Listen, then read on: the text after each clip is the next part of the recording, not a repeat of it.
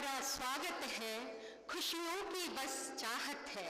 नववर्ष तुम्हारा स्वागत है, खुशियों की बस चाहत है। नया जोश, नया उल्लास, खुशियां फैले करे उजास।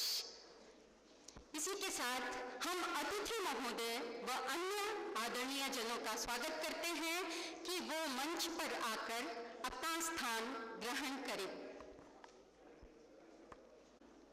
सर, अपना स्थान ग्रहण करिए।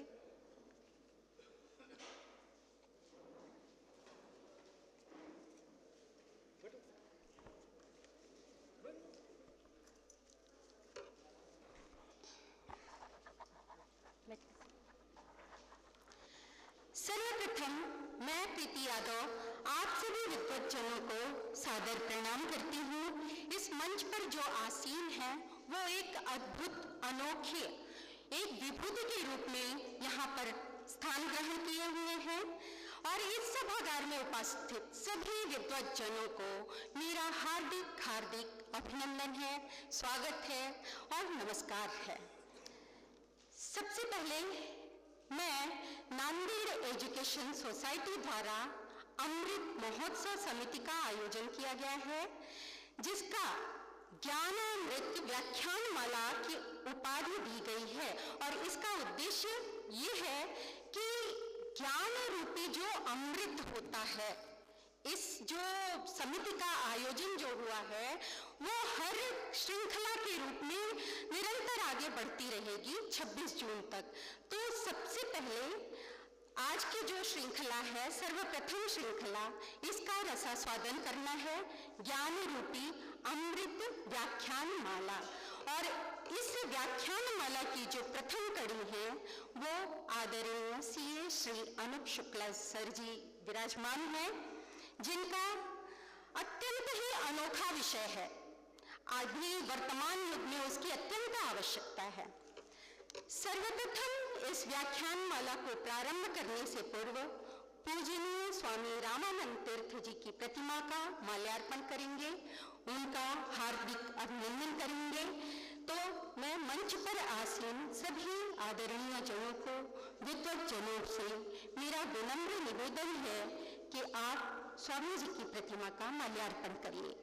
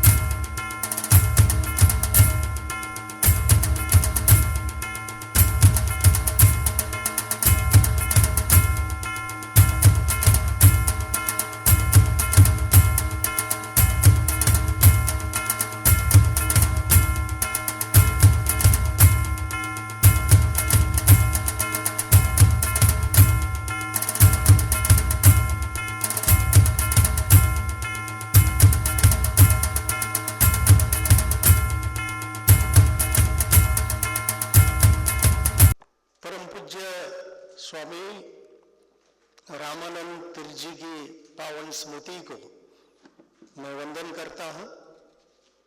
आचार्य रजनीश इनकी पावन स्मृति को भी वंदन करता हूँ।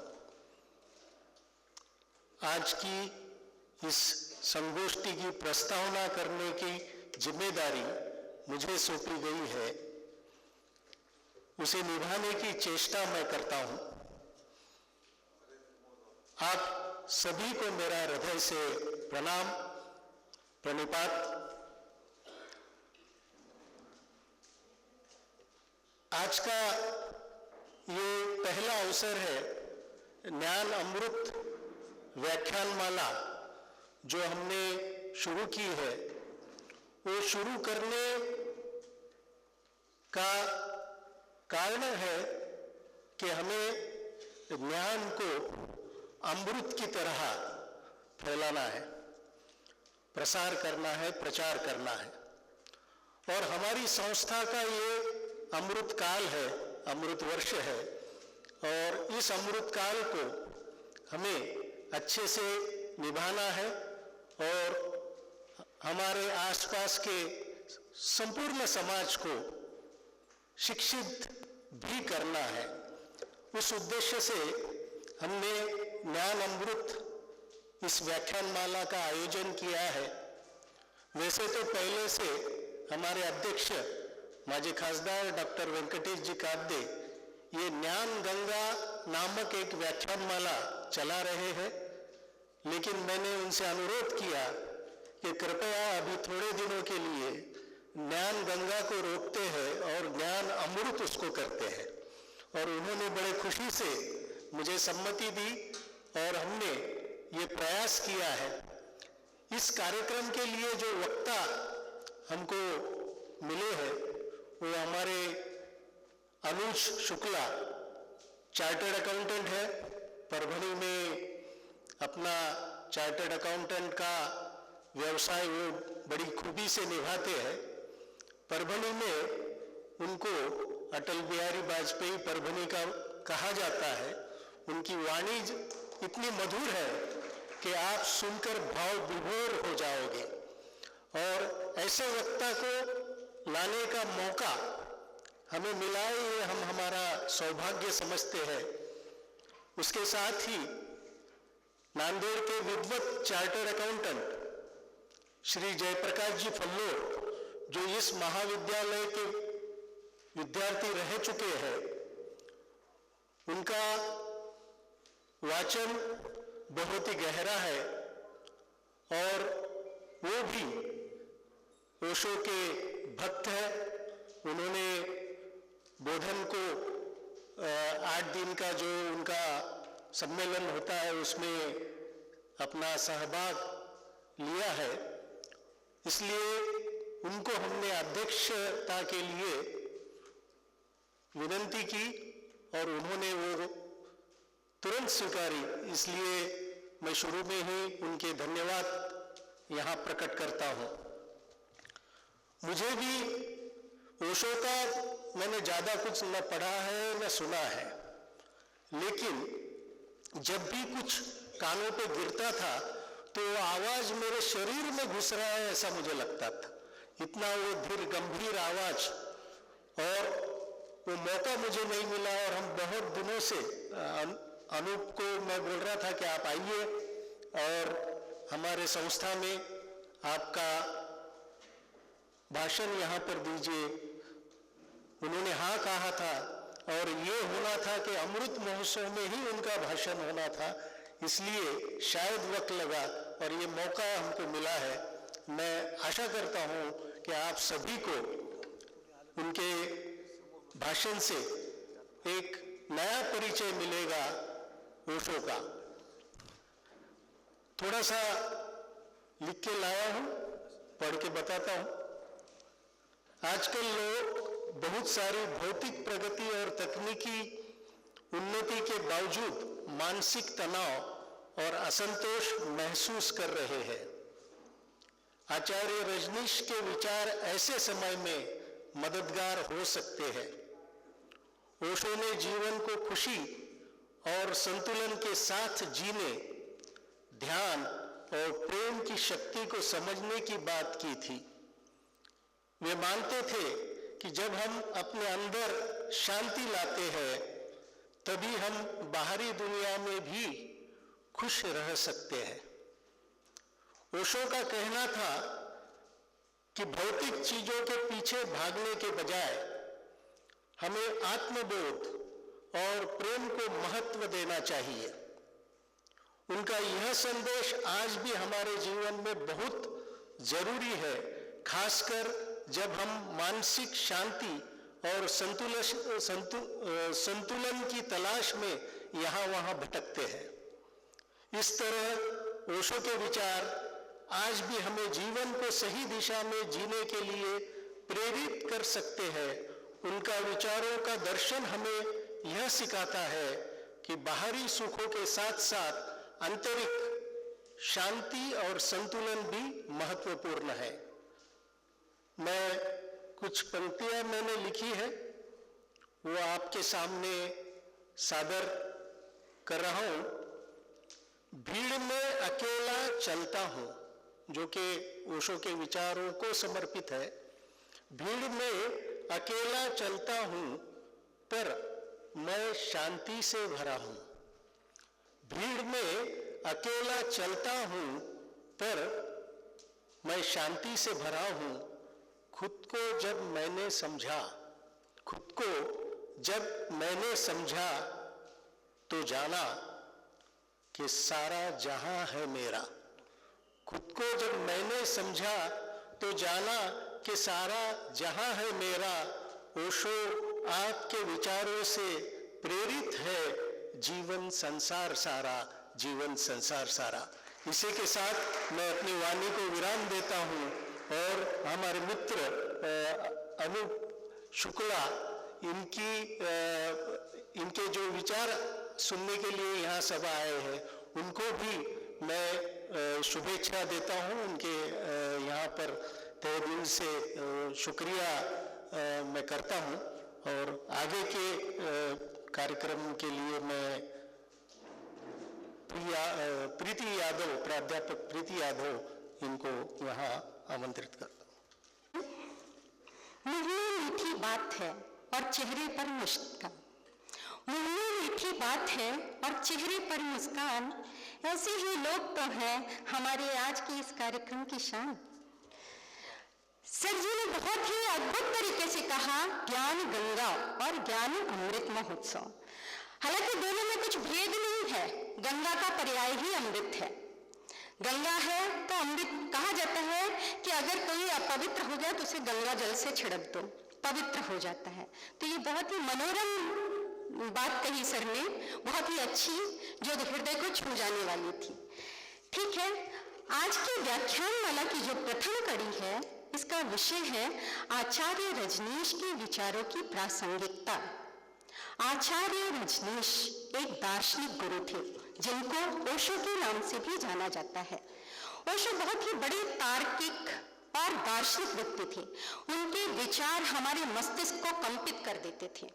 कहते थे कि अगर उनकी वाणी जो है वो सुनने का जो प्रवाह था और हम सुनते थे तो उससे हमारे मन को चिंतन मनन करने की प्रेरणा मिलती थी।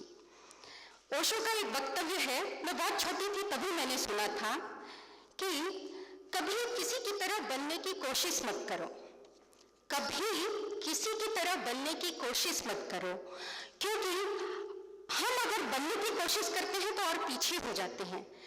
हमें अपना जो व्यक्तित्व है, अपना जो आचरण है, उसे ही बरकरार रखना चाहिए और उसमें ही हम परिपक्व हो जाएंगे। ऐसा ओशो का विचार था। मात्र श्री कृष्ण जी ने जो गीता में उपदेश दिया था वो मात्र अर्जुन के लिए नहीं, हम मानव संख्या क्या, जो मानव है इस समाज के, उन सभी के लिए यह उपदेश था।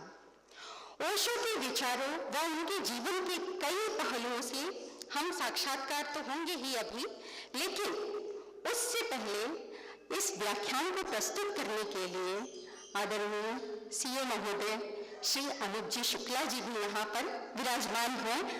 उनका भी परिचय हमें जानना जरूरी है, क्योंकि परभनी से उनकी माता जी और अर्धांगिनी भी यहाँ उपस्थित हैं। तो सबसे पहले मैं सर जी का परिचय देती हूँ। नांदेड़ के कर सलाहकारों के परिवार में आपका जन्म हुआ। कर सलाहकारों की तीसरी पीढ़ी का ये प्रतिनिधित्व कर रहे हैं। आरंभिक शिक्षा परभनी में हुई।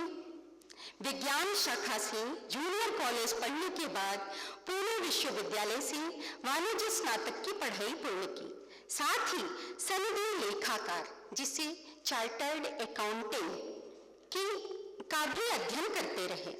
2005 में सनदी लेखाकार बनकर व्यवसायिक क्षेत्र में कदम रखा। उसी दौरान महाराष्ट्र राष्ट्रभाषा पुणे की राष्ट्रभाषा पंडित परीक्षा में पूरे राज्य में द्वितीय स्थान अर्जित किया। पुणे में मराठी कर एवं वाणिज्य जगत की जानी मानी पत्रिका व्यापारी मित्र में 2 वर्ष स्तंभकार तथा लेखक के रूप में कार्य किया। विभिन्न भाषाओं के साहित्य में रुचि के चलते कई सामाजिक धार्मिक कार्यक्रमों में सूत्र संचालन भी किया। काव्य प्रचुर सूत्र संचालन की यह शैली अत्यंत लोकप्रिय रही। अपने व्यवसाय व हिंदी के अनोखे संगम के चलते कई आध्यात्मिक, सामाजिक, सांस्कृतिक, विधि एवं वाणिज्य के विभिन्न विषयों पर व्याख्यान दिया है आपने। वेद, उपनिषद, पौराणिक साहित्य में अभिन्न रुचि के चलते विपुल पठन का अवसर मिला है। छात्रावस्था में ही कई नाटकों का लेखन व मंचन किया। वक्तृत्व, वाद विवाद तथा अभिनय स्पर्धाओं में सहभाग लिया। पूर्व में राष्ट्रीय स्वयंसेवक संघ के परभनी नगर के संपर्क प्रमुख रह चुके हैं। वर्तमान में परभनी जिला सह संपर्क प्रमुख तथा जन कल्याण सेवा संस्था के कोषाध्यक्ष का दायित्व निभा रहे हैं। विप्र फाउंडेशन परभनी चैप्टर के अध्यक्ष पद का कार्यभार गत 3 वर्ष से निर्वहन कर रहे हैं। आचार्य रजनीश ओशो के विचारों पर निष्ठा रखते हैं।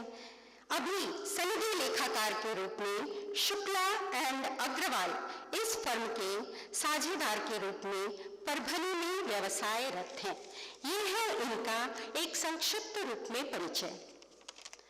अब हमें जिस पल का इंतजार था वो लम्हा आ चुका है। हम सब बहुत बेचैन हैं कब इनकी वाणी को सुने।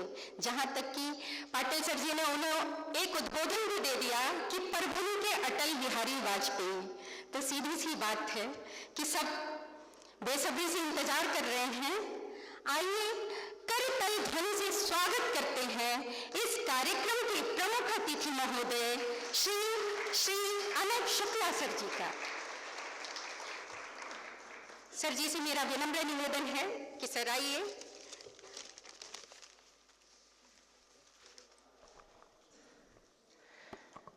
कुंभ का आयोजन शुरू हो चुका है। गंगा, जमुना एवं अंतःसलिला सरस्वती के त्रिवेणी संगम पर जब करोड़ों करोड़ लोग जाएंगे तो वे वहां पर अक्षयवट का भी दर्शन करेंगे। आज हम सब यहाँ पर स्वामी रामानंद तीर्थ जी के द्वारा रोपे गए कला, वाणिज्य और विज्ञान के त्रिवेणी संगम के किनारे पर खड़े इस अक्षयवट का दर्शन कर रहे हैं। यह भी एक छोटा मोटा महाकुंभ ही है और इसके महाकुंभ में से ज्ञान का अमृत निकलेगा, ऐसा मुझे विश्वास है। तत्कर्म यत्न बाध्यते सा विद्या या विमुक्त। कर्म वो है जो बांधता नहीं है और विद्या वो है जो विमुक्त करती है। और ऐसी ही विद्या जब किसी को मुक्त कर देती है तो वह अमृत का तत्व बन जाता है। हजारों वर्ष पहले भारत के मनीषियों ने घोषणा की, शृण्वन्तु विश्वे अमृतस्य पुत्राः। हे विश्व सुनो, हम अमृत के पुत्र हैं।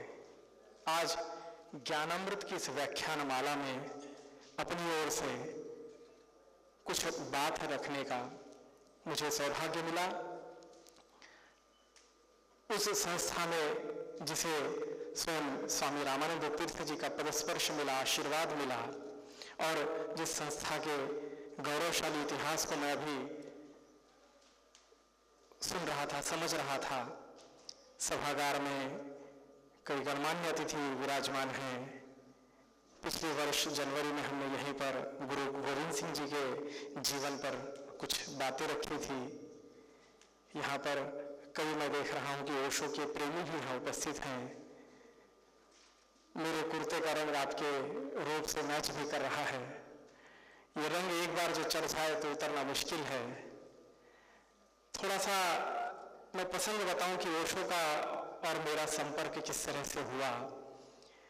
हॉस्टल के दिनों में 1997-98 की बात है, हमारे हॉस्टल के कुछ मित्र ओशो की कैसेट्स, जो ऑडियो कैसेट्स उस समय आया करती थी, वो लेकर आते थे, और वो वॉकमैन हुआ करता था हमारे पास, आईवा कंपनी का छोटा, उसमें हम सुनते थे। और जैसे पाटिल सर ने कहा कि ओशो की वाणी अगर कोई 2 मिनट भी सुन ले तो रोए रोए में उतर जाती है। और वो थोड़ा सा सुनना, भले ही उस समय की अल्लड़ता और उच्छृंखलता के बीच में, लेकिन वो बहुत सुकून देता था। वो परिचय वहाँ थोड़े दिन तक रहा और बाद में वो बंद हो गया। पढ़ाई में लग गए। सीए की पढ़ाई तो आप सब लोग जानते हैं ऐसी होती है कि सब कुछ, मेरे सीए मित्र भी यहाँ पर हैं, तो बहुत सा उसमें हमें करने के लिए कुछ नहीं बचता। बाद में जब मैं फाइनल के दौरान परभनी आ गया था, तो उस समय मैं मेरे नाना जी को लेने रेलवे स्टेशन गया था, और भारतीय ट्रेन की कृपा है कि उस दिन ट्रेन विलंब से चल रही थी, अच्छा खासा विलंब था।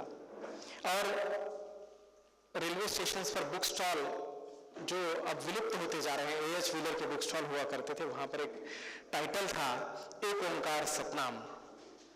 वो टाइटल मैंने देखा, मैंने कहा पुस्तक दिखाइए। उसमें ओशो के 10 प्रवचन या 20 प्रवचन की श्रृंखला थी, गुरु नानक के ऊपर और जपजी साहब के ऊपर प्रवचन की पुस्तिका थी, और मैंने वो पुस्तक ली।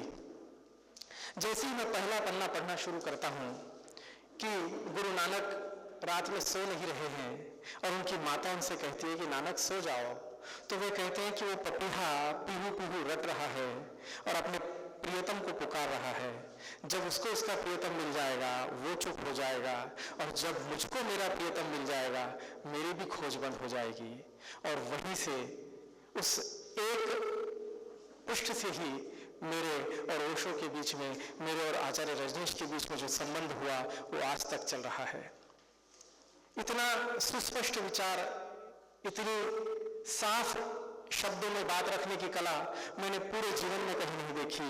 और इसके बाद मैं मेरे मित्रों में जब बात कहता हूं कि मैं दूसरा कुछ नहीं सुन सकता अब, क्योंकि जिसने एक बार अमृत सुन लिया हो, जिसने एक बार अमृत चख लिया हो, वो बाद में शरबत नहीं पिया करता। ओशो वो अमृत है। एक बार उस अमृत को आप अपने कानों से अगर पी लेते हैं तो उसके बाद आपको संसार में कोई भी वक्तव्य सुनने में वो आनंद नहीं आता, क्योंकि वो परम आनंद की अवस्था में हम चले जाते हैं। ओशो के विचारों की प्रासंगिकता की बात करने से पूर्व थोड़ा सा जीवन परिचय में ओशो का दे दूं। हालांकि ओशो ने हमेशा से कहा है कि मुझे इतिहास में कोई रुचि नहीं है, मेरी रुचि पुराणों में है। इतिहास में जब हम लिखते हैं कि वो फला फला तारीख को पैदा हुए, ये काम किया और फला फला तारीख को उन्हें इस जगत से विदाई ली, ओशो कहते हैं ये मेरे लिए 2 कौड़ी के मूल्य का है। उन्होंने क्या किया, इससे अधिक मूल्यवान वो कैसे हुए, यह है। किंतु हम जिस परिपाटी में चले हैं, जिस विचारों के साथ हम पले बढ़े हैं कि हमको हर चीज तिथियों तारीखों के साथ हमको लगती है, इसलिए थोड़ा सा परिचय मैं ओशो का करा देता हूँ। 11 दिसंबर 1931 को मध्य प्रदेश के रायसेन जिले में कुचवाड़ा नामक छोटे गांव में रजनीश का जन्म हुआ। उनका जन्म से नाम था चंद्रमोहन जैन। चंद्रमोहन का उन्होंने बाद में अपने आप एक निकनेम, उपनाम रख लिया, रजनीश। 11 भाई बहनों के परिवार में ओशो माता पिता के साथ कम रहे, वे अपने नानी के घर ज़्यादा रहे। उनकी नानी उस समय में भी बहुत खुले विचारों वाली और बहुत स्वतंत्र विचारों वाली थी। उनकी नानी के बारे में ओशो कहते हैं कि मेरी नानी ने नाना से कहा था कि मैं केवल एक ही पुत्र या पुत्री को जन्म दूंगी, उससे अधिक नहीं, मुझको अधिक भीड़ नहीं चाहिए।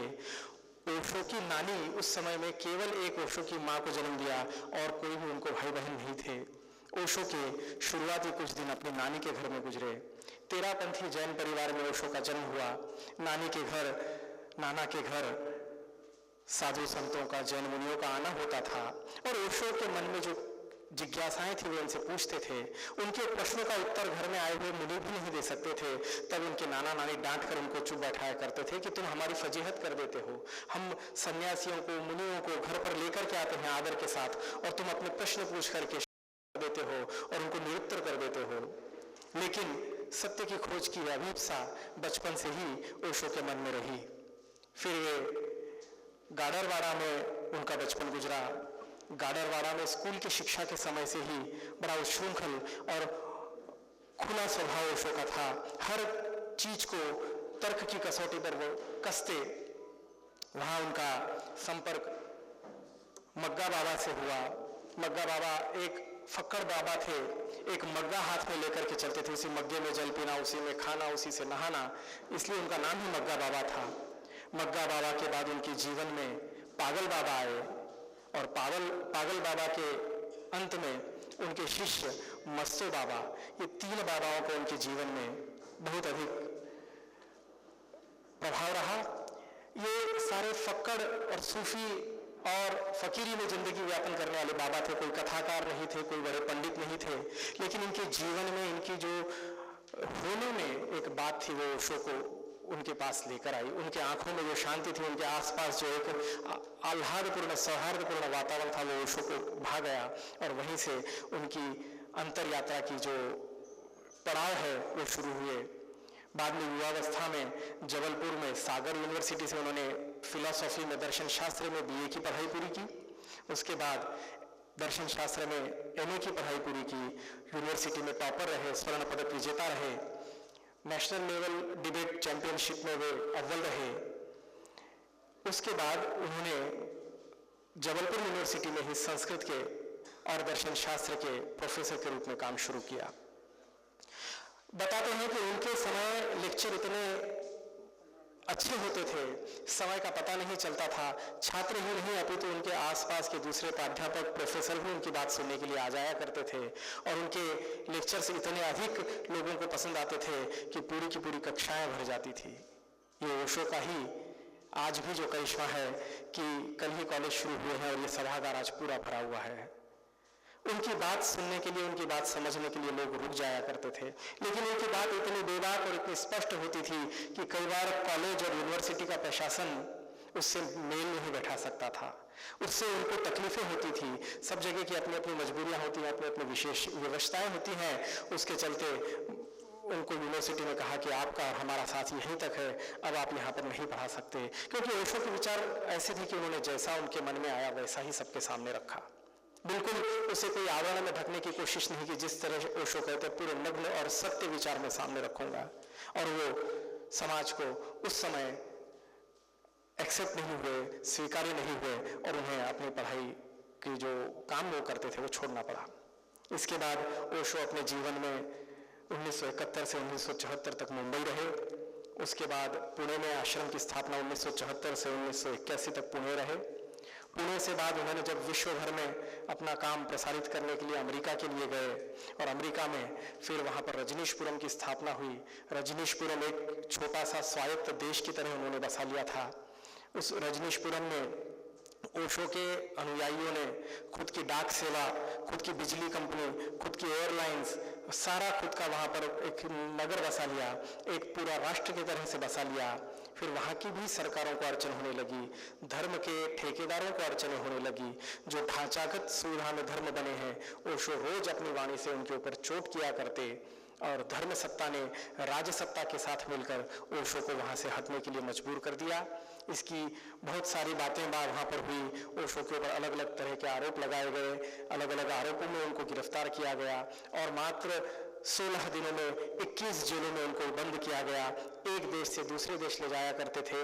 दूसरे देश में उनका विमान पहुंचने से पहले वहां पर अमेरिका के इस राज्य सत्ता से तार आ जाया करती थी कि ये आदमी जो अभी आपके हवाई अड्डे पर उतरने वाला है बहुत खतरनाक आदमी है, ये आपके यहाँ विध्वंस और तबाही डालेगा, इसको आप उतरने मत दीजिए।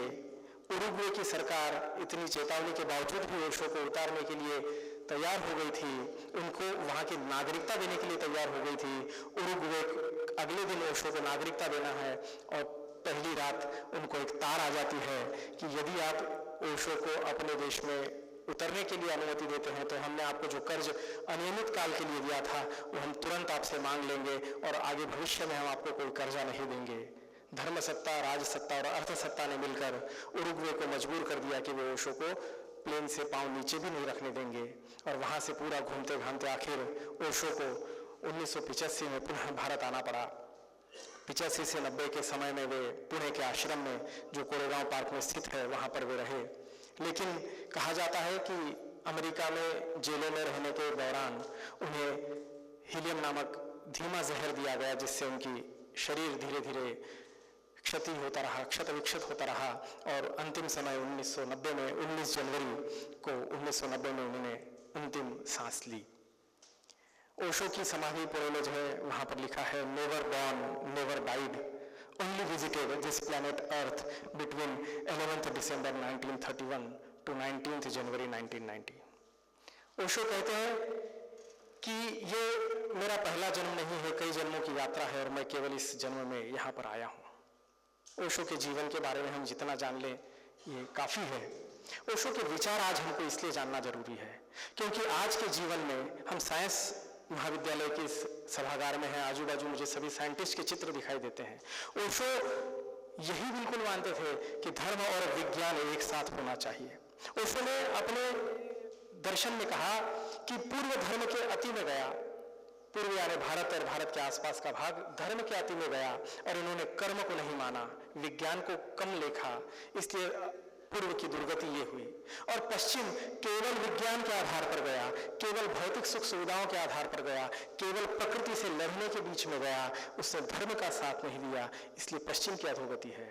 ओशो कहते हैं पूर्व और पश्चिम जब दोनों मिल जाएंगे, जब धर्म और विज्ञान दोनों मिल जाएंगे, तब जो मनुष्यता होगी वो मनुष्यता में सुगंध होगी, उस मनुष्यता में कृतार्थ का भाव होगा, उस मनुष्यता में हंसी होगी, खेल होगा, उत्सव होगा, नाच होगा, गाना होगा, अनुसंधान भी होगा और प्रकृति के साथ खिलवाड़ भी नहीं होगा। ये ओशो की बारीक दृष्टि हर चीज में हमें दिखाई देती है। इतना स्पष्ट हर चीज का पृथक्करण ओशो करते हैं जितना स्पष्ट पृथक्करण हम इतिहास की किताबों में भी नहीं देख सकते, साहित्य की किताबों में भी नहीं देख सकते और साइंस की किताबों में भी दुर्लभ है। पूर्व और पश्चिम धर्म और विज्ञान के बारे में कहते हैं कि धर्म जो है वो भीतर की यात्रा है। धर्म में बाहर कोई भी चीज से फर्क नहीं पड़ता, आप भीतर क्या होते हो, भीतर क्या बनते हो, भीतर क्या सोचते हो, यह बड़ी लड़ाई धर्म अपने भीतर सिखाता है। विज्ञान ये कहता है कि हम सहज कैसे रहें, हम सरल कैसे रहें। विज्ञान ये सिखाता है कि हम हर पहेली को कैसे सुलझाएं, लेकिन विज्ञान हर पहेली को उखाड़ करके रख देता है, उसका विच्छेदन करके रख देता है और धर्म और काव्य उस चीज को थोड़ी गोपनीयता में रख देता है, थोड़ा उसमें आवरण रख देता है, थोड़ी उसमें से एक ओट रख देता है, एक पर्दे की परत रख देता है और वह उत्कंठा, वह उत्सुकता हमेशा बनी रहनी चाहिए। इतने स्पष्ट विचार ओशो के बुद्ध और मीरा के ऊपर जब बोलते हैं ओशो, तो कहते हैं कि बुद्ध को घर छोड़ना पड़ा, अपना साम्राज्य छोड़ना पड़ा, पिता का साम्राज्य छोड़ा, पत्नी को छोड़ा, दूध मुए बच्चे राहुल को घर छोड़ा और जंगल की तरफ निकले। बुद्ध की यात्रा बाहर की तरफ हुई, जंगल में जाकर के बुद्ध ने जाना। जब बुद्ध अपने घर वापस लौटे तो यशोदा ने पूछा, जो आपने बाहर जाना क्या घर में नहीं जाना जा सकता था, क्या आप यहाँ रहकर नहीं जान सकते थे? और कहते हैं कि बुद्ध अनुत्तरित हो गए। जब कोई घर से निकलता है, चाहे वो बुद्ध हो चाहे महावीर हो, वो एक आक्रमण के लिए निकलता है, वो एक विजय के लिए निकलता है। ओशो कहते हैं कि ये विजय की अभिलाषा, ये जीतने की बात, ये जागने की बात ही हिंसा की बात है। मीरा एक अहिंसक स्त्री का रूप है जो जहां थी, जैसी थी वैसे ही समाहित हो गई। उसने अपने प्रीतम प्यारे के चरणों में अपने आप को न्योछावर कर दिया। बुद्ध से कहो जागे तो बुद्ध कहेंगे हाँ जागे, मीरा से पूछो जागे तो मीरा कहेगी नहीं जागी, मैं तो जहां थी वहीं खो गई। महावीर से पूछो क्या तुमने जीत लिया, मीरा कहेगी जीतने को कुछ था ही नहीं, मेरा जो था वो मैं वहां हार गई। इतना बारीक, इतना स्पष्ट विवेचन यदि दो पुरुषों का, दो विभूतियों का और कोई कर सकता हो, मुझे तो नहीं लगता कि संभव है। केवल ओशो ही अपनी वाणी से, अपनी स्पष्टता से इस विचार को रख सकते हैं। अभी मैंने इतिहास और पुराण की बात कही कि पश्चिम के लोगों ने हर चीज का रिकॉर्ड रखा, हर चीज की तारीखें रखी, ईसा पूर्व ये हुआ, ईसा पूर्व वो हुआ, ये राजा तब हुआ, ये ऋषि ने वो लिखा, ये मनीषी ने वो लिखा। पर भारत के लोगों ने कोई इतिहास नहीं लिखा। भारत के जितने भी इतिहास लिखे हैं बाहर के लोगों ने आकर के लिखे हैं। हमको पता चलता है कि यूनान के लोग आए, हमको पता चलता है कि चीन के दार्शनिक यहाँ पर आए, उन्होंने इतिहास लिखा। आईने अकबरी बाहर के लोगों ने लिखा, सारे इतिहास बाहर लिखे और उससे तालमेल बैठाकर हमने आज की हमारे इतिहास की किताबें लिखी हैं। भारत के लोगों में कभी ये रुचि नहीं थी कि वो जाने कि वेदों के ऋषि कौन थे, उपनिषदों के रचयिता कौन थे, सामगान के गायन जिन्होंने किए उनका नाम क्या था, उनका गोत्र क्या था, उनका कुल क्या था। भारत को इसमें रस नहीं था। भारत को रस उन शब्दों में था, उस खोज में था, उस अंतर यात्रा में था। भारत के दर्शन के बारे में ओशो कहते हैं, जब पूरे विश्व में अंधेरा था, जब पूरे विश्व में रोशनी का बिल्कुल भी अभाव था, उस अंधेरी रात में चमकने वाला पहला तारा अगर कोई था तो भारत भूमि थी। वो भारत का मनीषी था, वो भारत का ऋषि था, जिसने उस अंधेरी रात में पहली प्रकाश की किरण को उतरने दिया, अवतरित होने दिया और यहीं से वेदों के गान निकले, यहीं से उपदेशों का महात्म्य निकला, उपनिषदों का महात्म्य निकला। लेकिन वे कहते हैं कि इस भूमि ने बड़ी भूल कर दी। धर्म के आधार पर रह करके और धर्म की कुछ बातों को हमने इतनी सहजता में ले लिया कि गंगा में डुबकी लगा ली और पाप से हम मुक्त हो गए, कि सत्यनारायण की कथा करा ली और सारी चीजों में आप मुक्त हो गए। धर्म इतना सस्ता नहीं है। धर्म में सब कुछ दांव पर लगा देना पड़ता है। धर्म में अपने आप को कसौटी पर लगा देना पड़ता है। वे कहते हैं कि ये व्यापारियों का काम नहीं है, ये जुआरियों का काम है, और वो भी पक्के जुआरी। धर्मराज युधिष्ठिर भी जुआरी बनने में कोई भेद नहीं रखते, क्योंकि वो पक्के जुआरी बन जाते हैं। वो अपना सर्वस्व दांव पर लगा देते हैं और धर्म की यात्रा भी वही है जो अपने सर्वस्व को दांव पर लगा देती है। आरती कर ली, तस्वीर को अगरबत्ती लगा ली और फूल मालाएं चढ़ा ली और इतनी आसान पूजा हो जाएगी। ओशो इसको नहीं मानते। अपने कई वचनों में वे कहानियां, चुटकुले और शेर शायरी का भी अंतर्भाव करते थे। एक कहानी मुझे याद आती है, मुल्ला नसरुद्दीन का एक स्त्री से प्रेम हो गया था। दोनों में बहुत कुछ वर्षों तक प्रेम प्रसंग चला, प्रेम पत्रों का आदान प्रदान भी हुआ। बाद में किसी बात पर प्रेमिका के साथ मनमुटाव हो गया। मुल्ला नसरुद्दीन ने कहा कि सारे गिफ्ट जो मैंने तुझे दिए थे वापस दे दे, तो उससे सारे गिफ्ट ला करके दे दिए। तो मुल्ला नसरुद्दीन ने कहा जो प्रेम पत्र मैंने तुझे लिख कर दिए थे वो भी ला ले। तो उन्हें प्रेम पत्र लेकर के क्या करोगे? तो उसने कहा कि प्रेम पत्र मैंने किसी पंडित जी से 2 रुपये में लिखवा कर लिए हैं। ओशो कहते हैं तुम्हारी सारी पूजाएं, तुम्हारी सारी प्रार्थनाएं, तुम्हारी सारी स्तुतियां 2 कौड़ी के प्रेम पत्र से ज्यादा मूल्य नहीं रखती। जब तक तुम्हारे अंतर से वो नहीं आती तब तक उसका कोई मूल्य नहीं है। भले तुम्हारे अंतर से शब्द भी ना निकले, तुम्हारे नेत्रों से अश्रु झर जाए, वही तुम्हारी पूजा है, वही तुम्हारी उपासना है। उधार के शब्द, उधार का ज्ञान तुम्हारे काम नहीं आएगा। ओशो ने अपने मनोवैज्ञानिक तर्कों के साथ एक चीज को इतना क्रिस्टल क्लियर रखा, वो मैं आप सबके सामने रखने के लिए विशेष रूप से उत्सुक था। उन्होंने कहा कि जीवन के 3 आयाम हैं, एक काम वासना, एक प्रेम और एक भक्ति और ध्यान। उन्होंने इसको समझाते हुए इतना बारीक विश्लेषण किया कि शरीर का तल जो है वो काम वासना का है, हमारी जरूरतों का है, हमारे दैहिक चीजों का है, और एक तल मन का है जो हमारे प्रेम का है, जो हमारे दूसरों से जुड़ने का है, और तीसरा तल हमारी आत्मा का है जो परमात्मा के साथ एकाकार होना चाहती है, जो निराकार के साथ एकाकार होना चाहती है। वे इसको समझाते हुए कहते हैं कि जैसे बर्फ के 2 टुकड़े हैं, उनको आप साथ में रखने की कोशिश करो, थोड़ी देर साथ में रह जाएंगे और फिर दूर हो जाएंगे। ये आपका देह के लिए स्तर पर जो जीवन है वह काम वासना का जीवन है। थोड़ी देर मिलता हुआ दिखता है और फिर बिछड़ने की बात हो जाती है। थोड़ा और हम आगे उतरें, देह से आगे जब चलते हैं तो मन है, और मन जैसे पानी है। पानी के 2 पात्रों को एक साथ मिला लो, पानी पानी साथ में मिल जाएगा, फिर अलग करना संभव नहीं है। ओशो आगे कहते हैं कि शायद कभी संभव भी हो जाए कि इस पानी को उस पानी से हम अलग कर लें, क्योंकि है तो पदार्थ ही। कभी विज्ञान वो प्रगति भी कर लेगा कि इस पानी को उस पानी से अलग कर लें। वो हमारा प्रेम है, 2 लोगों का जुड़ जाता है, थोड़े समय तक जुड़ सकता है। प्रेमी तो कहते हैं कि 7 जन्मों का साथ है, मैं धरती के अंत तक तुम्हें चाहूंगा। इच्छा होती है कि साथ में जुड़े, लेकिन कितना भी करें तो वो इस देह से जुड़े हुए मन का है, साथ बहुत अधिक नहीं टिकता। और तीसरा तल है आत्मा का तल।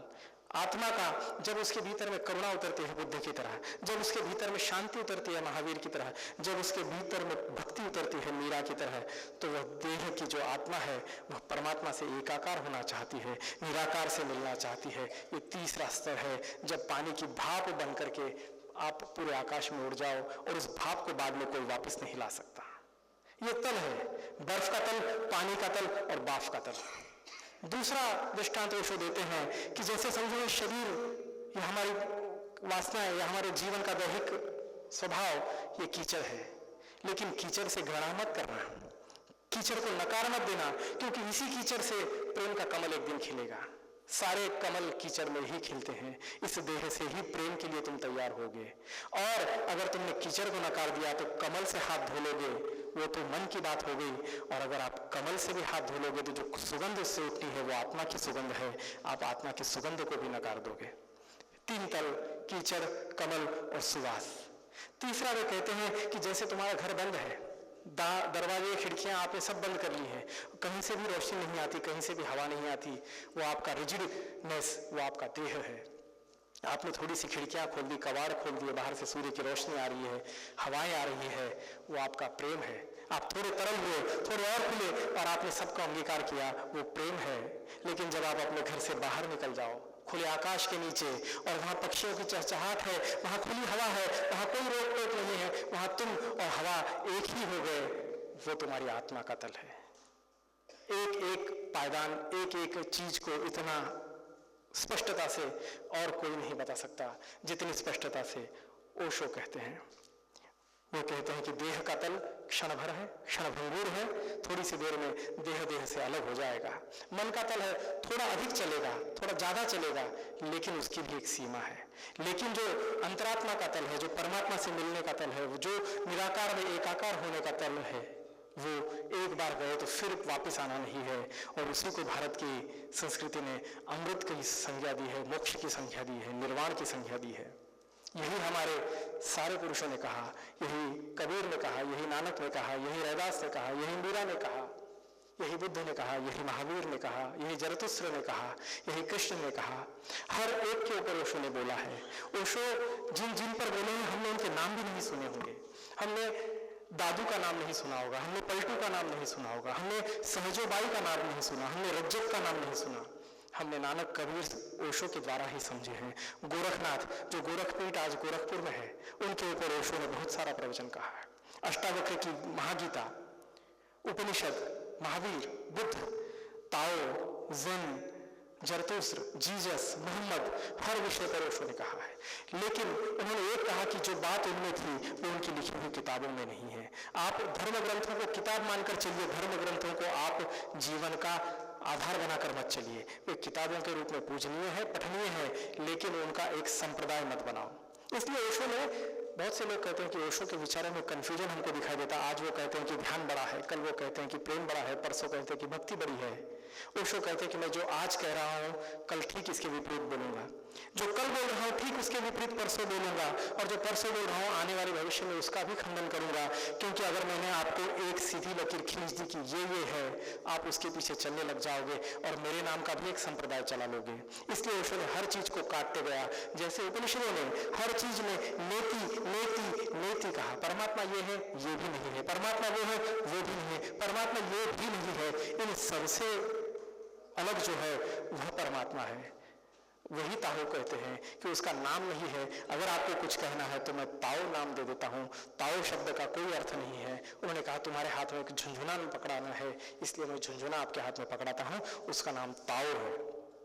ताओ का अपने आप में कोई अर्थ नहीं है। ओशो शब्द का भी अपने आप में कोई अर्थ नहीं था।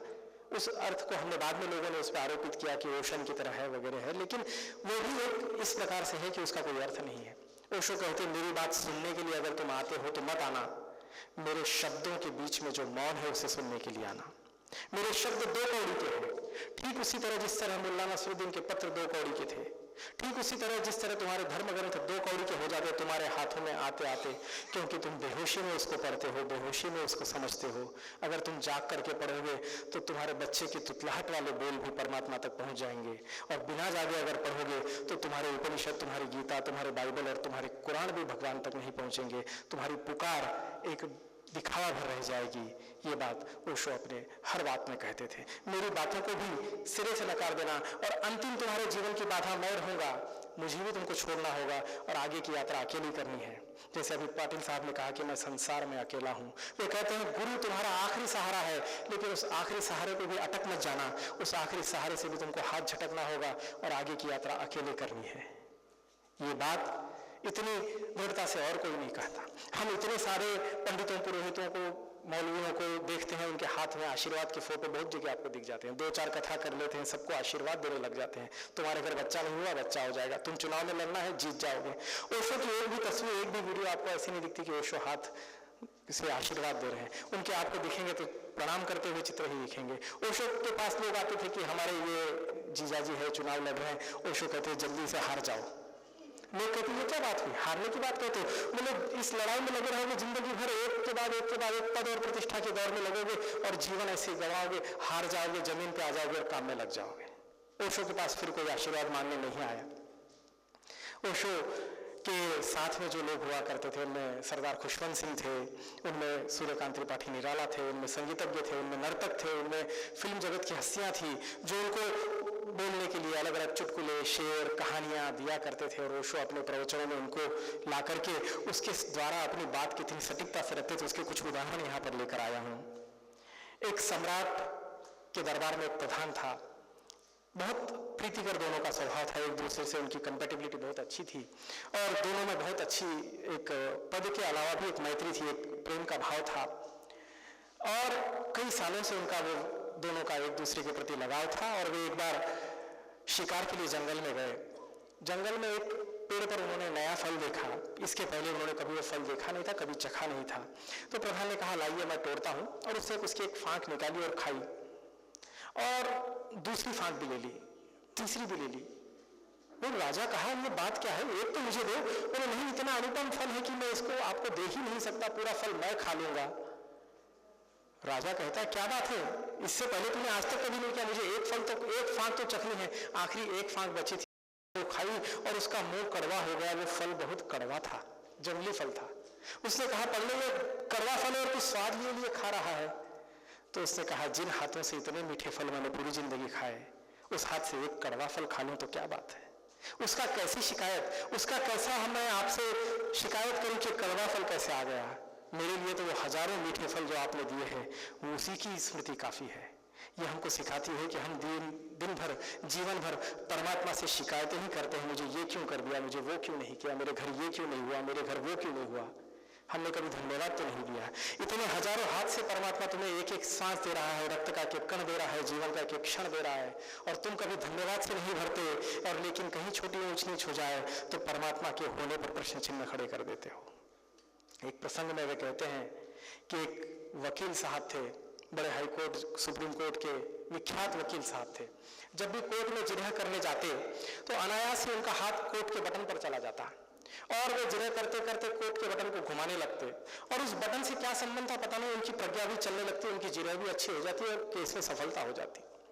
ये बात सामने वाले वकील को पता चली। दोनों वकील आमने सामने खड़े रहते थे, तो उसने देखा कि जब भी कोई खास बात करनी होती थी वकील साहब कोर्ट का बटन घुमाया करते हैं।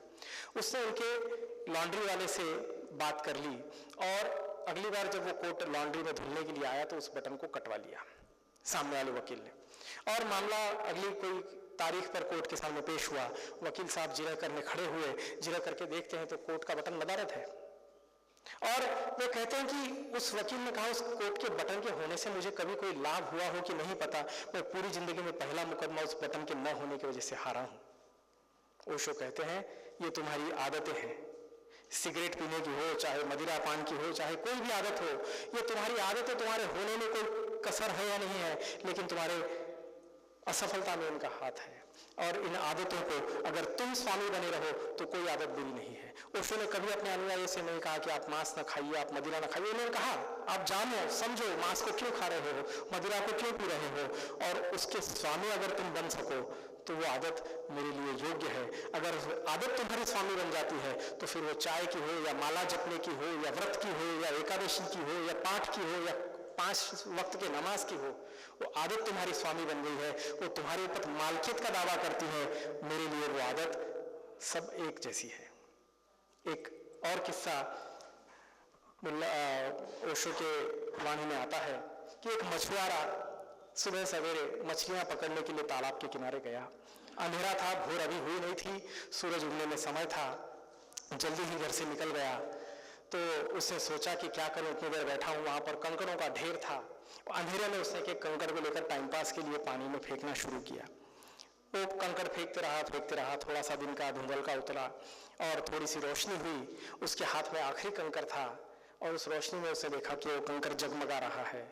उसने देखा, अरे हाँ, ये तो बहुमूल्य हीरे थे, यहाँ किसी ने ढेर लगा दिया था और मैं अंधेरे में उन बहुमूल्य हीरों को फेंकते गया, आखिरी का हीरा उसके हाथ में बचा रह गया।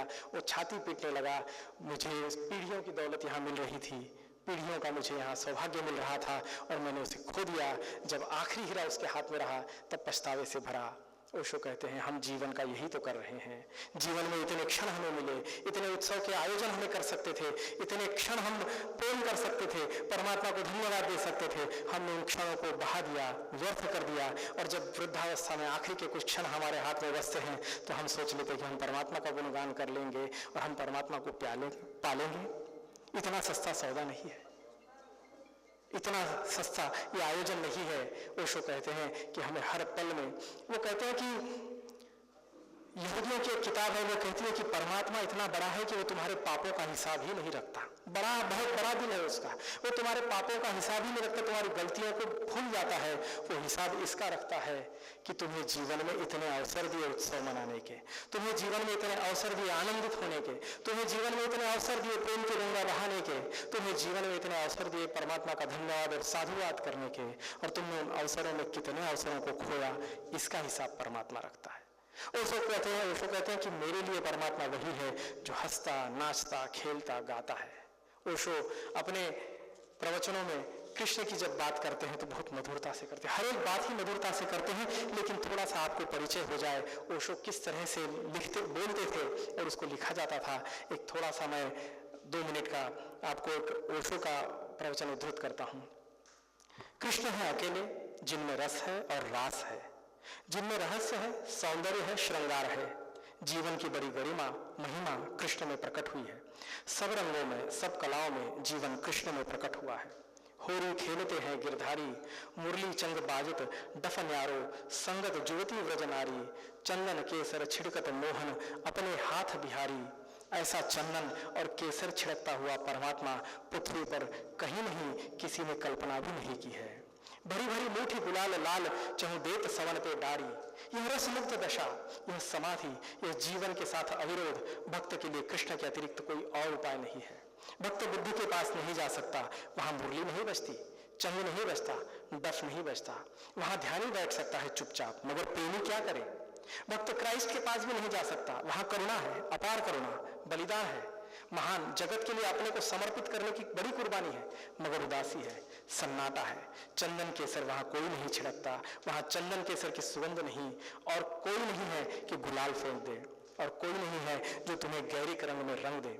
ख्याल रखना, गैरिक रंग, गुलाल का रंग बहुत बातों का प्रतीक है। सूरज का, सुबह का उगता सूरज गैरिक होता है, जीवन का, रोशनी का, फूलों का, सारे फूल हरियाली में लाल होते हैं। रक्त का, लहू का, वही जीवन की धारा है। उल्लास का रंग है लाल, आनंद का रंग है लाल। भरी भरी मूठ गुलाल लाल चहु देत सवन पर डारी, छैल छबीले नवल कान संग। परमात्मा की ऐसी छैल छबीली प्रतिमा जिन्होंने खोजी, जिन्होंने सोची, जिन्होंने विचारी, उन्होंने अपूर्व रूप से प्रेम किया होगा, तभी यह हो पाया। इस रूप में परमात्मा का अवतरण तभी हो सकता है जब इस रूप में हजारों लाखों लोग परमात्मा को पुकारे हों। इस रूप में अवतरण तभी हो सकता है जब लाखों इस रूप में स्वागत करने को तैयार हो रहे हों। परमात्मा उसी रूप में उतरता है जिस रूप में हम पुकारते हैं, उसी हमारी पुकार ही उसे लाती है। छैल छबीले नवल कान संग, नए हैं कृष्ण, सदा नए हैं, छैल छबीले हैं, सुंदर है, सारे जगत का सौंदर्य उनमें समाया हुआ है। सारे जगत का सौंदर्य जिसे संगठित हो आया हो, एक जगह हो आया हो, एक स्थान पर एकत्रित हो गया हो। जैसे सारे फूलों की गंध और सारे पक्षियों के गीत, सारे तारों की रोशनी और सारी नदियों का कलरव, सारे वाद्यों का संगीत, सारी आंखों की गरिमा, सारे चेहरों का रूप एक जगह संग्रहित हो गया है। छैल छबीले नवल कान संग, सामा प्राण प्यारी, और श्यामा उनके आसपास नाच रही है। मीरा राधा के लिए अक्सर श्यामा शब्द का प्रयोग करती है, वह बड़ा प्यारा है क्योंकि जो श्याममय हो गई अब उसका अलग नाम क्या, इसलिए राधा न कहकर मीरा अक्सर श्यामा कहती है। श्याम जैसी ही हो गई, श्याममय जो हो गई, श्याम हो गई। और कृष्ण के पास नाचना है तो श्यामा हुए बिना और कोई उपाय नहीं, जिसे भी नाचना हो उसे श्यामा होना ही पड़ेगा। ये जब ओशो धारा प्रवाह बोलते हैं, मेरी तो वाणी कुछ भी नहीं है उसके सामने, लेकिन जब हम ओशो को ये धारा प्रवाह बोलते हुए सुनते हैं तो जगत का सारा सौंदर्य हमारे कानों में आ जाता है और वह बात हमारे दिल तक पहुंच जाती है। ओशो के विचारों की प्रासंगिकता यह है कि आज का मनुष्य जो 29 वर्षों में और प्रगत हुआ है और प्रगल्भ हुआ है और अनुभवों को लेकर के और चोट खा करके चोटिल हुआ है, उस मनुष्य को अब केवल एक ही आधार है, हम ओशो की तरह विज्ञाननिष्ठ, तर्कनिष्ठ और सुसंगत बातों को सुने और समझें। अभी ओशो के परिचय में भी कहा गया कि ओशो तर्कवादी है। ओशो कहते हैं कि तर्क दो कौड़ी का है। तर्क करना यानी प्याज को छीलने जैसा है। प्याज के छिलके आप उतारते जाइए, उतारते जाइए, उतारते जाइए, एक छिलके के बाद दूसरा छिलका और अंत में कुछ नहीं मिलता। तर्क वैसा ही है, आप छीलते जाओ और तर्क में कुछ भी नहीं मिलता। इसी तरह से तर्क का कुछ योग्य नहीं है। वे एक बात कहते हैं कि रामकृष्ण परमहंस से तर्क करने एक तर्कशास्त्री उस समय बंगाल में बहुत प्रसिद्ध थे, वे आए थे और वे शास्त्रार्थ कर रहे थे, तर्क से बात कर रहे थे और वे जब तर्क देते परमात्मा के बारे में तो रामकृष्ण परमहंस उछलने लग जाते, कूदने लग जाते, आनंद से विभोर हो जाते।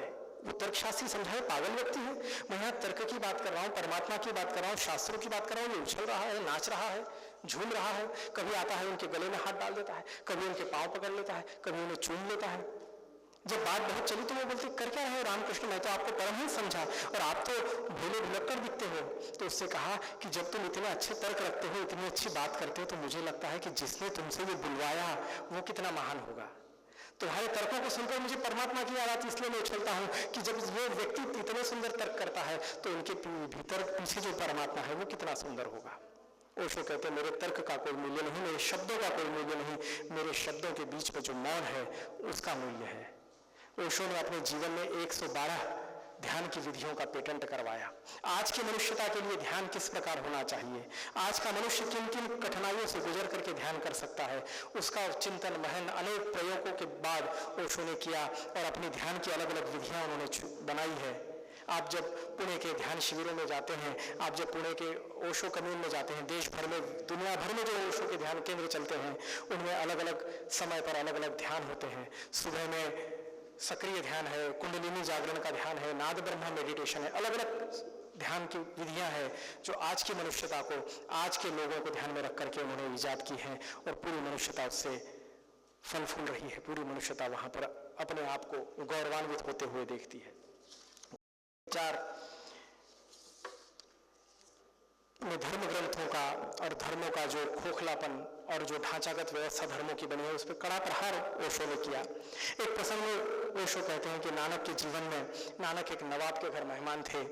नवाब ने कहा कि नानक आप तो कहते हो हिंदू मुसलमान सब एक हैं, तो कल मैं सुबह जब नमाज को चलूंगा तो आप मेरे साथ चलेंगे? नानक ने कहा कोई बात नहीं, अगर आप नमाज करेंगे तो मैं भी नमाज करूंगा, कोई बात नहीं, चलेंगे, हमारे लिए तो सब एक है। उस समय के हिंदुओं ने कहा नानक क्या कर रहे हो, नमाज पढ़ने मस्जिद जाओगे, ये तुम क्या कर रहे हो, हिंदू होकर के नमाज पढ़ोगे? उन्होंने कहा कोई बात नहीं है, मैं चलूंगा। जब नवाब साहब नमाज पढ़ेंगे तो मैं भी नमाज पढ़ूंगा। और नवाब साहब नमाज के लिए झुके, पीछे घड़ी घड़ी मुड़ मुड़ के देख रहे हैं कि नानक क्या कर रहे हैं। एक बार हो गया, दो बार हो गया, उनका ध्यान नमाज में नहीं, उनका ध्यान नानक के पास है। नानक खड़े हैं, नानक ने सजदा नहीं किया, अरदास नहीं की।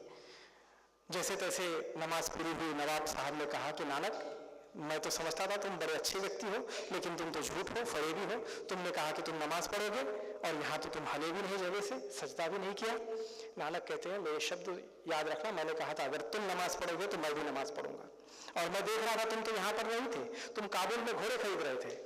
उसने कहा सच में, मैं तो काबुल में घोड़े खरीद रहा था, पिछली शाम में उसके घोड़े का निधन हो गया था और वो सोच रहा था कि काबुल के बाजार में मुझे अच्छा अफगानी घोड़ा कहाँ मिलेगा। और ये जो तुम्हारा मौलवी है, ये मौलवी खेतों में पानी दे रहा था, नमाज से तुम दोनों भी नहीं पढ़ रहे थे। वो मौलवी ने कहा सच में, उसके खेत में फसल आ गई थी और उसको पानी देने का समय हो गया था। तो उसने कहा कि जब तुम्हारी प्रार्थनाएं, तुम्हारी पूजाएं, तुम्हारी उपासनाएं, तुम्हारे बाइबल के शब्दों का रटना, तुम्हारी नमाज जब पूरी नहीं है तो उसका कोई अर्थ नहीं है, उसकी अर्थवत्ता उसमें नहीं है, उसकी अर्थवत्ता तुम्हारे होने में है, तुम्हारे भाव में है। जो हमारे यहाँ कहते हैं कि भगवान भाव के भूखे हैं, इसी शब्द को ओशो अपने स्टाइल में, अपनी शैली में, अपने प्रवचनों के माध्यम से हमारे बीच रखते हैं। सूफी फकीर बायजीद की कहानी एक वो कहते, ये एक अंतिम कहानी में कहूँगा। सूफी फकीर बायजीद पूरी जिंदगी उपासना करता रहा, प्रार्थना करता रहा, अल्लाह को भजता रहा, लेकिन कभी अल्लाह से कुछ नहीं मांगा, न पत्नी न बेटा न कुछ नहीं मांगा। और कहानी कहती है कि देवताओं के देवदूतों को परेशानी होने लगी कि इसने पूरी जीवन केवल साधुवाद या धन्यवाद या भाव से भरकर एक शब्द भी मांग नहीं रखी। तो देवदूत नीचे आए आसमान से और उनसे कहा, बायजीद तुमने अल्लाह को बहुत भजा, बहुत पूजा, लेकिन कभी कुछ मांगा नहीं। अल्लाह बेचैन हो रहा है, ऊपर वाला बेचैन हो रहा है, परमात्मा को बेचैनी है कि कुछ तो मांग ले, तो पूरे जीवन में कुछ नहीं मांगा।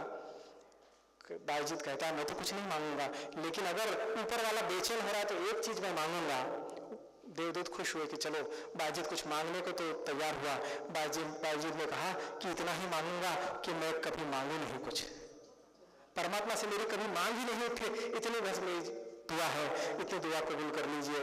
कहते हैं कि देवदूत भी उसके सामने हार गए, क्योंकि उसकी प्रार्थना मांग की नहीं थी, उसकी प्रार्थना आभार की थी, उसकी प्रार्थना धन्यवाद की थी, उसकी प्रार्थना परमात्मा के साथ एकाकार होने की थी। इन छोटी छोटी कहानियों से, इन छोटे छोटे जुमलों से, इन कविताओं से, इन शेरों से अपनी बात को मुखरता से ओशो ने रखा। ओशो कहते हैं, मैं मृत्यु सिखाता हूँ, मैं तुम्हारे अहंकार को गिराने की कला सिखाता हूँ, मैं तुम्हें धर्म नहीं सिखाता, मैं धार्मिक होना सिखाता हूँ। तुम धार्मिक हो जाओ, धर्म का कोई मूल्य नहीं, ये सारे धर्म दो कौड़ी के हैं। ओशो कहते हैं कि बीमारियों के नाम है, किसी को टीबी है, किसी को शुगर है, किसी को और कोई बीमारी है, लेकिन स्वास्थ्य का कोई नाम नहीं है। स्वास्थ्य का नाम केवल स्वास्थ्य है, आनंद है। वैसे ही जीवन में सच्चे धर्म का कोई नाम नहीं है। धर्म के नाम पर जो बीमारियां हैं वही सारी बीमारियों के नाम है। कोई हिंदू है, कोई मुस्लिम है, कोई बौद्ध है, कोई कुछ है, बीमारियों के नाम है। स्वस्थ का एक ही नाम है, धार्मिकता। आप अपने भीतर धार्मिकता ले आओ। ये बात आज के मनुष्य के लिए है। ये बात युगों युगों से तलवारें निकाल कर एक दूसरे के खून से प्यासे होने वाले मनुष्य के लिए है। ये बात ओशो जब कहते हैं तो उसको एक अलग महत्व, एक अलग अर्थवत्ता प्राप्त हो जाती है। ओशो के विचार क्यों सुनने चाहिए? ओशो के विचार इसलिए सुनने चाहिए, हर विद्यार्थी को, हर व्यक्ति को जीवन में सार असार का विवेक किस तरह करना है, एक चीज का दूसरी चीज से पृथक्करण किस तरह करना है, भाव भावनाओं के आवेश में किस तरह नहीं बहना है। उसको कहते हैं कि कोई तुम्हें आ जाए और गाली दे दे और तुम उत्साहित हो जाते हो, तुम झगड़े के मूड में आ जाते हो। कोई आकर तारीफ कर दे, वाह तुम्हारे शब्द कितने अच्छे हैं, तुम कितने अच्छे हो, तो तुम फूले नहीं समाते। ये तुम्हारे बटन है और लोग तुम्हें मशीन की तरह इकट्ठा चला रहे हैं। कोई ये बटन दबा देता है तुम क्रोधित हो जाते हो, कोई ये बटन दबा देता है तुम गदगद हो जाते हो। ओशो कहते हैं ये लोगों का ऊंचाई कितनी है, ये लोगों का खुद का कद कितना है और इनके कंधे पर चढ़कर तुम कितने ऊंचे हो जाओगे। ये विराट संसार है, इसके सामने तुम्हारा अहंकार, तुम्हारा ईगो, तुम्हारा स्व का बोध कितना क्षुद्र है। एक कहानी जैन ग्रंथों से ओशो कहते थे कि एक जैनों में चक्रवर्ती सम्राट हुआ और जैन शास्त्र कहते हैं कि जो भी चक्रवर्ती सम्राट होता है, चक्रवर्ती सम्राट यानी वो कि दिशा दिशाओं तक जिसका राज चलता है, पूरी दुनिया में जिसका चक्र चलता है और उसके अलावा और कोई राजा नहीं, ऐसा चक्रवर्ती सम्राट सदियों में एक होता है। तो चक्रवर्ती सम्राट हुआ और उसने सुना था कि सुमेरु पर्वत, जैन धर्मों में लिखा है, वो बहुत बड़ा पर्वत है, हिमालय से भी बड़ा। उस सुमेरु पर्वत पर चक्रवर्ती सम्राट अपने हस्ताक्षर कर देता है। जैसे हर राजा को, हर नेता को लगता है कि मुझे नोबेल पीस प्राइज मिले, उस चक्रवर्ती सम्राट को भी लगा कि सुमेरु पर्वत पर मैं अपने हस्ताक्षर अपने हाथ से करूंगा। पूरी जीवन उसने इसी की कामना करी थी। उसने मरते समय अपने परिवार को साथ में ले लिया कि चलो मैं वहां पर हस्ताक्षर करूंगा, साथ में तुम लोग रहोगे तो तुमको बहुत अच्छा लगेगा।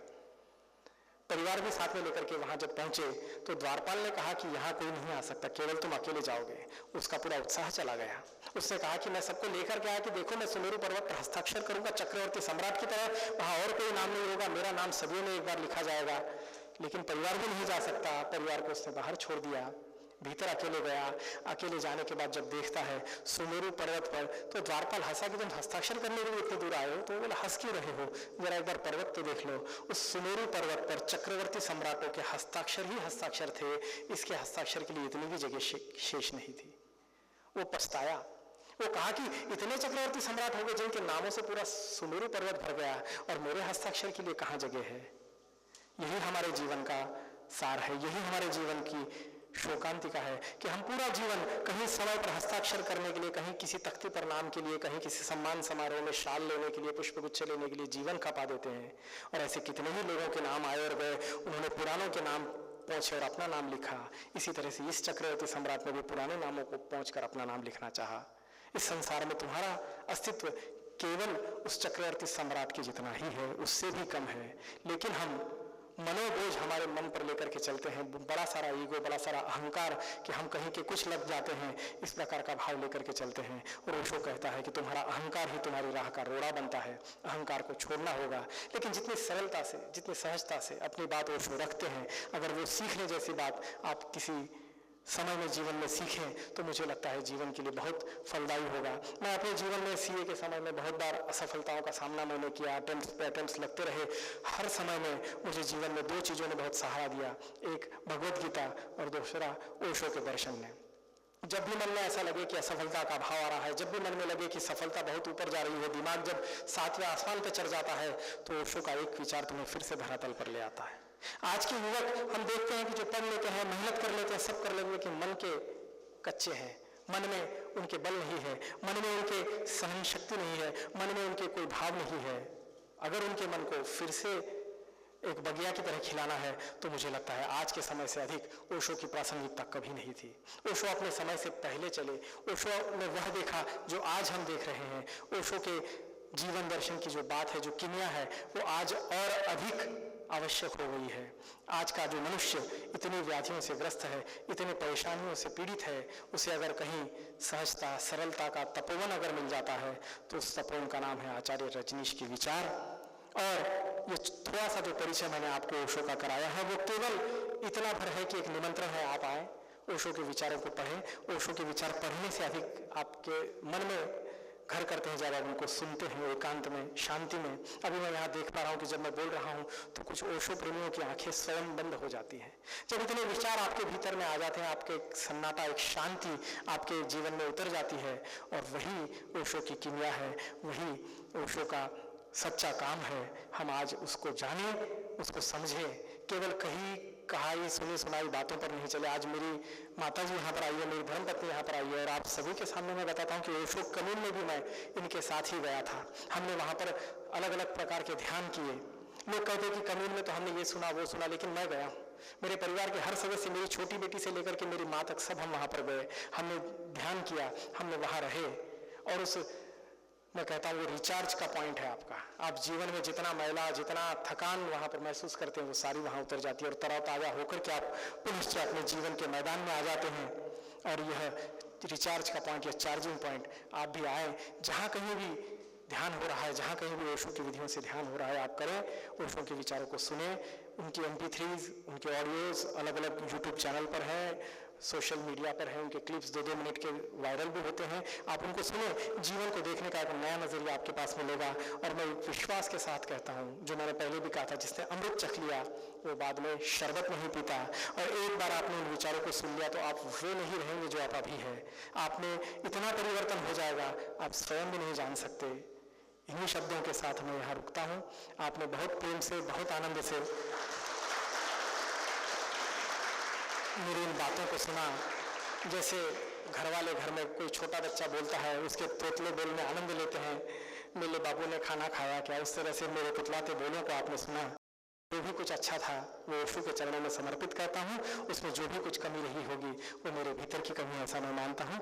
आप सभी के हृदय में विराजमान परमात्मा को वंदन करता हूँ और आप सभी को एक निमंत्रण देता हूँ, आइए ओशो के विचारों को पढ़ें, समझें और जानें, और अपने और इस मनुष्यता को एक अच्छे भविष्य की ओर लेकर चलें। धन्यवाद। सर जी, बहुत ही सुंदर वक्तव्य रहा। मैं 2 पंक्तियां कहना चाहूंगी। सर जी, आपके पास है ज्ञान का भंडार। सर जी, आपके पास है ज्ञान का भंडार, ज्ञान देकर दिया आपने हमें एक नया आधार।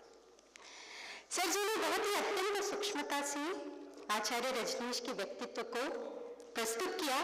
बड़ा ही सारगर्भित व्याख्यान रहा। धर्म और विज्ञान दोनों को अत्यंत सूक्ष्म रूप से यहाँ पे प्रस्तुत किया। दोनों का समागम बताया कि धर्म और विज्ञान दोनों का साथ साथ समागम अत्यंत ही मानव जीवन के लिए उपयोगी है। और ऐसा ओशो का भी विचार था और सर ने उनका विचार यहाँ पे प्रस्तुत किया। मन को केंद्रित करेंगे तो सारे कार्य हो जाएंगे। ये भी बात सही है। यहाँ पर सर ने सूफी, संत, विचारक, दार्शनिक सभी लोगों का उदाहरण दिया और सबकी जो अच्छाइयाँ हैं वो हमें स्वीकारनी चाहिए। बहुत बहुत धन्यवाद सर जी, आपने बड़ा ही सारगर्भित और सूक्ष्मता से अपने व्याख्यान को यहाँ प्रस्तुत किया। और इस कार्यक्रम के अध्यक्ष आदरणीय सीए श्री जयप्रकाश पल्लौर सर जी से मैं अनुरोध करती हूँ, विनम्र निवेदन करती हूँ, सर जी आइए और अध्यक्षीय समारोह करिए।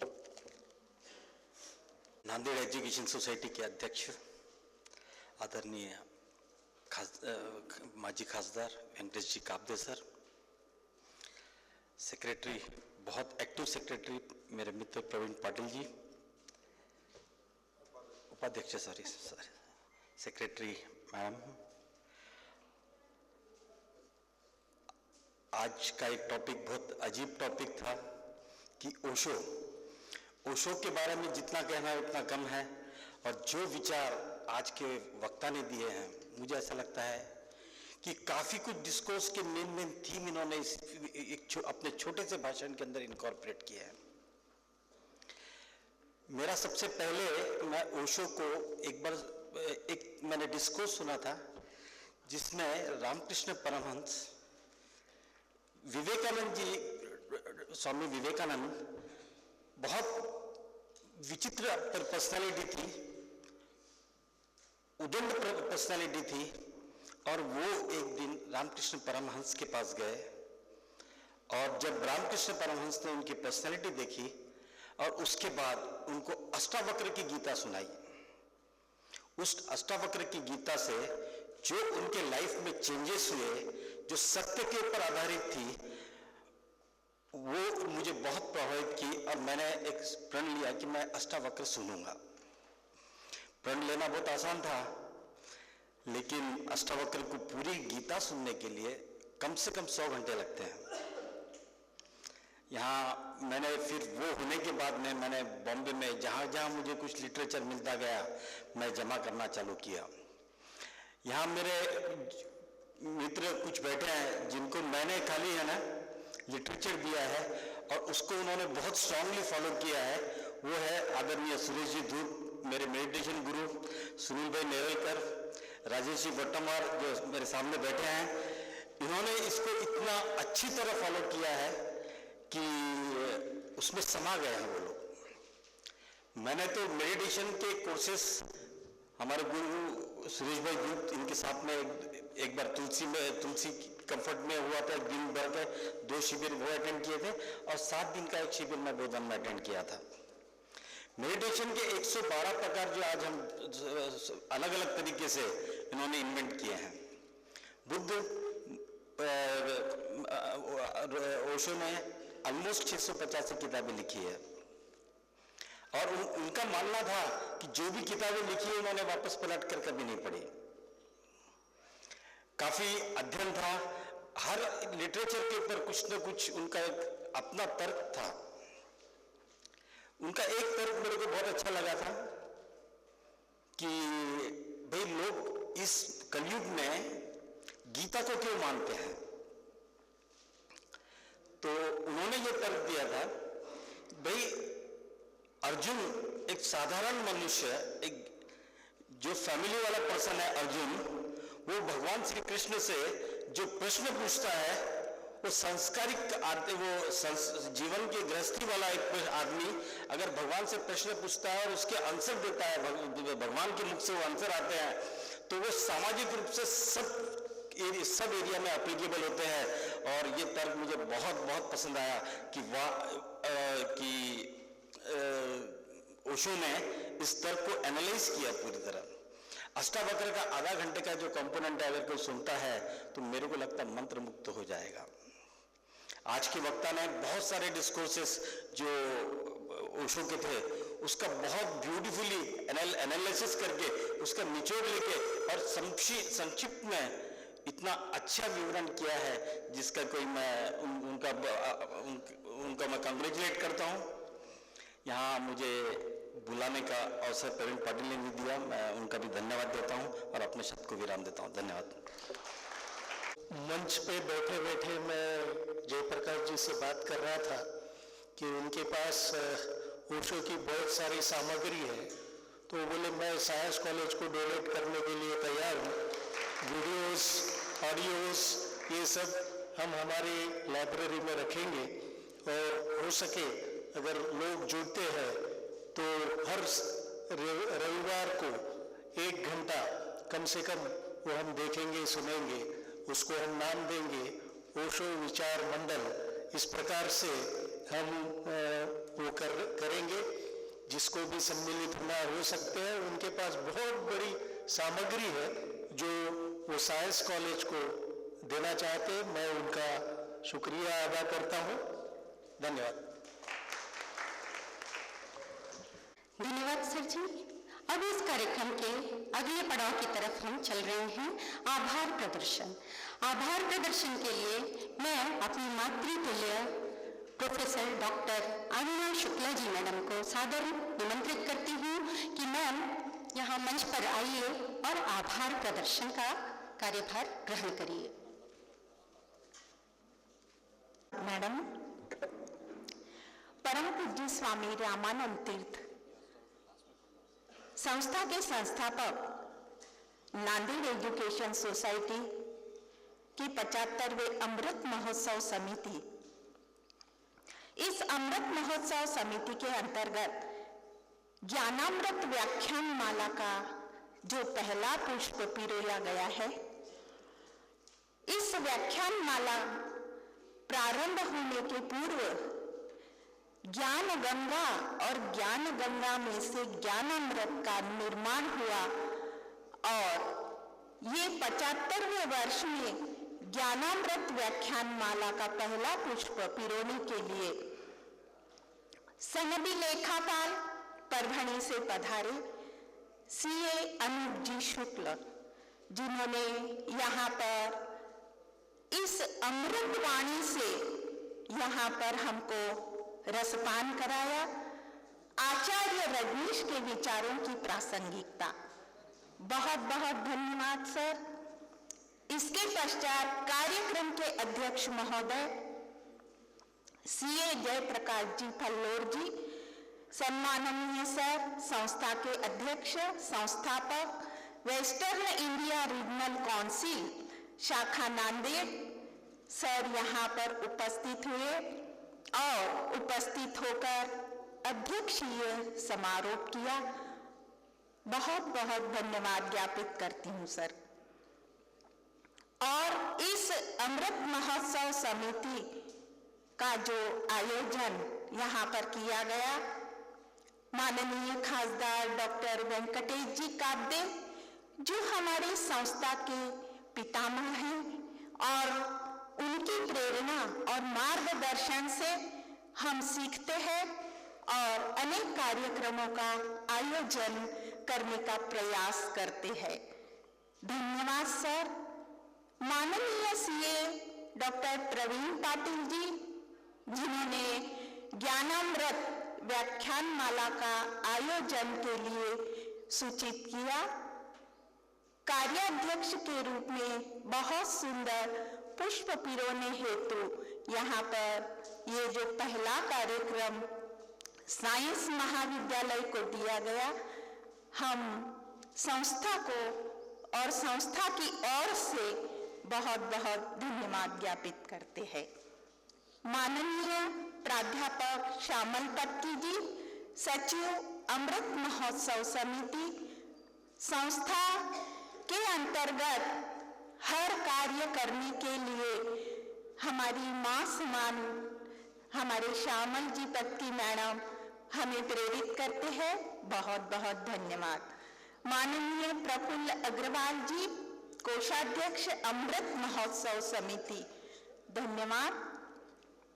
और इस नांदेड़ एजुकेशन सोसाइटी संस्था के उपस्थित सभी कार्यकारिणी सदस्यगण जो यहाँ पर उपस्थित है, नौनिहाल सिंह जी, दागड़िया जी और हमारे दीपनाथ पत्की जी, यहाँ पर उपस्थित ओशो प्रेमी जो यहाँ पर उपस्थित हुए हैं, सभी का मैं तहे दिल से धन्यवाद ज्ञापित करती हूँ। सभागार में उपस्थित सभी विद्वज्जन, पीपल्स महाविद्यालय, साइंस महाविद्यालय, पीपल्स हाई स्कूल और नांदेड़ नगरी के उपस्थित सभी यहाँ पर ओशो प्रेमी बैठे हैं, सभी का मैं तहे दिल से धन्यवाद ज्ञापित करती हूँ।